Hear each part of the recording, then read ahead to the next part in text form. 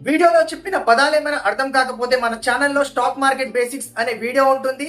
Comment box లో నేను link ఇచ్చాను, క్లిక్ చేసి చూసేయండి. మీకు A to Z crystal clear గా అర్థమైపోతుంది. టాప్ 100 కంపెనీస్ లో ఇవాల్టి స్టాక్ వచ్చేసి HDFC బ్యాంక్. ఇది India's largest private sector bank. దీని మార్కెట్ క్యాపిటల్ వచ్చేసి 12 లక్షల కోట్లు.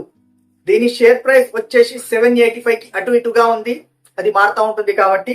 అండ్ 52 వీక్స్ లో చూస్తే దీని హైయెస్ట్ ఇది 1020 దాకా పోయింది అండ్ లోవెస్ట్ చూస్తే 726 రూపీస్ దాకా పడిపోయింది.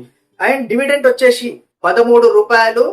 June 19th record date. ఆ రోజు మీ దగ్గర 10 స్టాక్స్ ఉంటే ఒక్కొక్క స్టాక్ కి 13 రూపాయలు చొప్పున 130 రూపీస్. ఎన్ని స్టాక్స్ ఉంటే అన్ని 13 రూపీస్ మీ అకౌంట్ లోకి వచ్చేస్తాయి.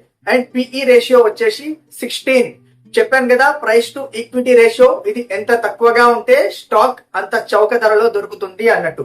ఇంకొకటి గ్రోత్ గురించి మనం చూసుకున్నాం అనుకోండి, లాస్ట్ 5 years CAGR క్యాల్కులేట్ చేస్తే యావరేజ్ గా 19% గ్రోత్ ఇది ఇచ్చింది. And debt to equity ratio 1 and 2 వరకు ఉంటే చాలా బెటర్ అని నేను చెప్పాను కదా. 0 అయితే ఇంకా better. 1 is also a good sign.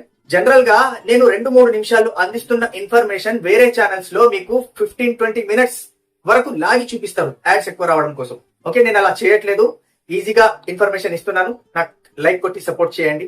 That's it. Thank you.